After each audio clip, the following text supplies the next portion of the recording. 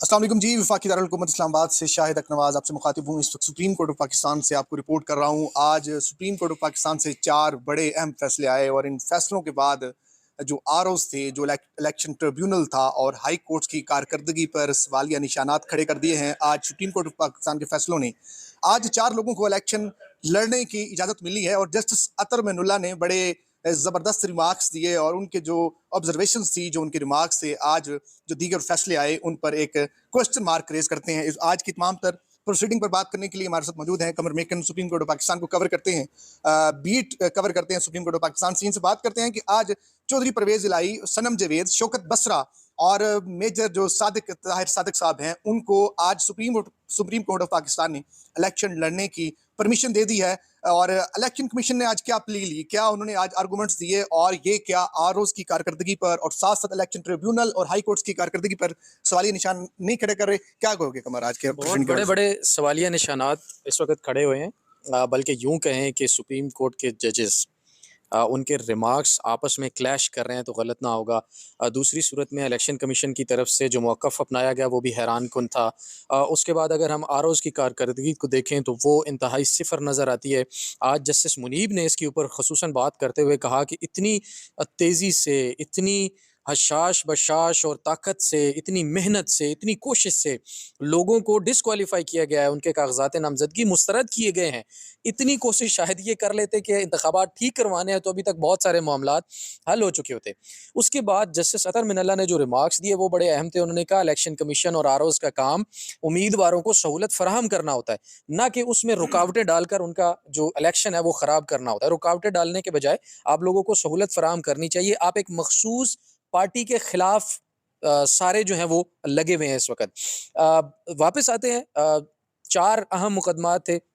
Major Tahir Sadiq साहब, उनको allow कर दिया है इलेक्शन के लिए। उसमें उमर असलम साहब थे, उनको भी अलाउ कर दिया है। इन 2 केसेस में जो डेवलपमेंट्स हैं वो ये हैं कि ये 9 मई के केसेस में भी मफरूर थे। स्कॉन्डर का लफ्ज़ इस्तेमाल हुआ अदालत में उनके लिए आज, लेकिन अदालत ने कहा कि बेशक वो मफरूर हैं लेकिन वो उनको इलेक्शन का हक जो है वो देने से कोई भी ताकत जो है पाकिस्तान में रोक नहीं सकती। इलेक्शन लड़ना हर पाकिस्तानी का हक है और उन दोनों को इलेक्शन लड़ने की इजाज़त दे दी गई। हालांकि वो 9 मई के मुकदमात में भी मुलविस किए गए हैं या उनके ऊपर मुकदमात इस वक्त मौजूद हैं, लेकिन सुप्रीम कोर्ट ने फिर भी उनको इजाज़त दे दी है। उसके बाद परवेज़ इलाही और सनम जावेद के ऊपर जो एतराज़ात थे वो थोड़े से और नौयत के थे। ये भी 9 मई के अंदर मुलविस, इस वक्त इनके ऊपर भी मुकदमात हैं 9 मई के। मुलविस हैं या नहीं ये तो बाद में डिसाइड होगा इन्वेस्टिगेशन से या बाकी चीज़ों से। लेकिन परवेज़ इलाही का जो मुकदमा था वो भी अदालत में आज रखा गया। उसके ऊपर भी जिरा हुई। सबसे हैरान कुन बात ये थी कि उनके ऊपर 2 एतराज़ात थे। एक तो उनके ऊपर जो एतराज़ था वो था प्लॉट का। जी, उन्होंने 10 मरले का प्लॉट खरीदा और वो जो है डिक्लेयर नहीं किया। तो आपको पता है कि जून में अपनी जो एक माली साल होता है वो शुरू होता है और फिर जून 2024 में जाके नया साल मुकम्मल होना है।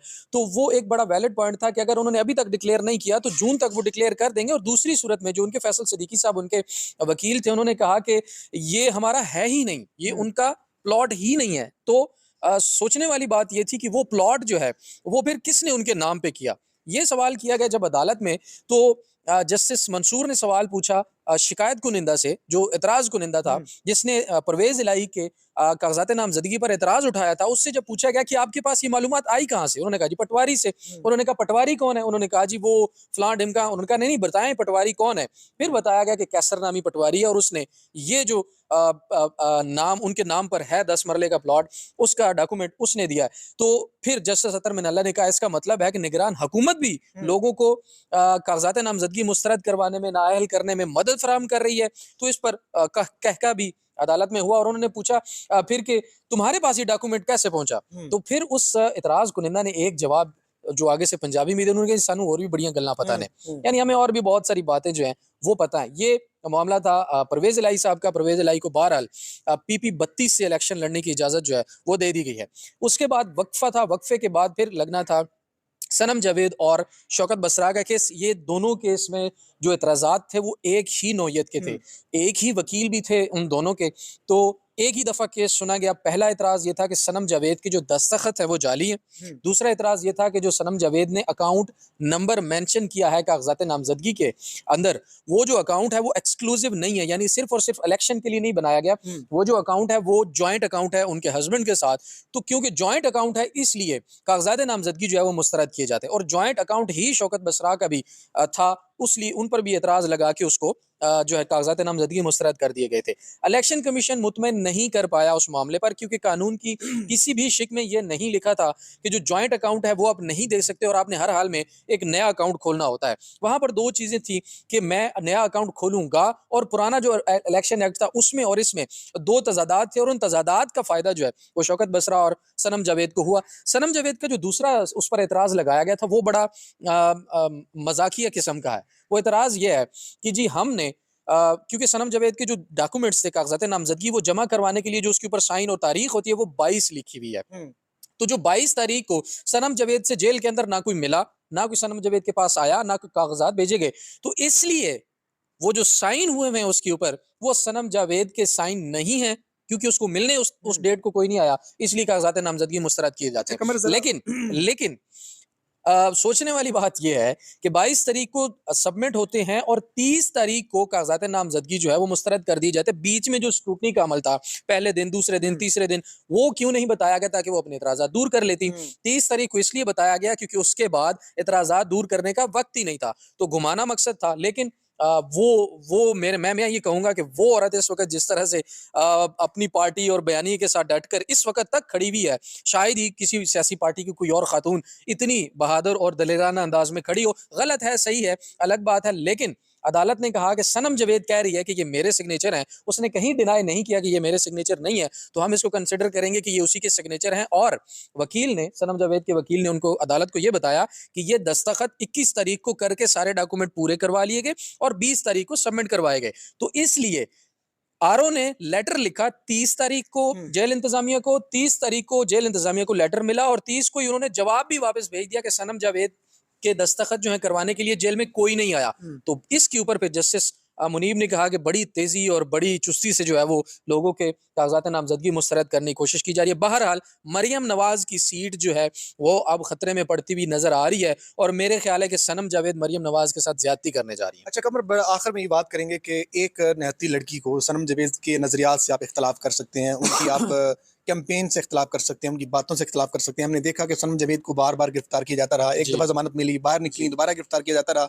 सारा कुछ एक लड़की का इलेक्शन लड़ने के लिए, रास्ता रोकने के लिए किया जाता रहा। आज उसको इलेक्शन लड़ने की सुप्रीम कोर्ट ऑफ पाकिस्तान से परमिशन मिली है। पहले इलेक्शन ट्रिब्यूनल में मामला गया, आरओ ने मुस्तरद कर दिए, इलेक्शन ट्रिब्यूनल में गया, इलेक्शन ट्रिब्यूनल के बाद हाई कोर्ट से रुजू किया गया, हाई कोर्ट ने भी अपना फैसला इलेक्शन ट्रिब्यूनल का बिल्कुल बरकरार रखा। तो अब क्या इन इदारों की कारकर्दगी पर सवालिया निशान नहीं है? और दूसरे नंबर पे जिस तरह से इलेक्शन कमीशन एक पार्टी बना हुआ है, लोगों के कागजात धड़ाधड़ मुस्तरद किए आरोज ने, उसके बाद मामला इलेक्शन ट्रिब्यूनल में आया, वहां से कईयों के मंजूर हो गए, अब फाइनली राउंड सुप्रीम कोर्ट में आया। तो इन लोगों की और इलेक्शन कमीशन के हवाले से आपकी क्या राय है? देखिए, सवालात जो इस वक्त तक आरओ से लेकर अभी तक, अगर सुप्रीम कोर्ट ने कागजात नामजदगी बहाल किए हैं तो उसके पीछे रीज़न है, ठीक है, पाकिस्तान की सबसे बड़ी अदालत है, तो नीचे जितने भी जहां जहां से भी कागजात नामजदगी मुस्तरद होते हैं सब पर सवालिया निशान उठते हैं।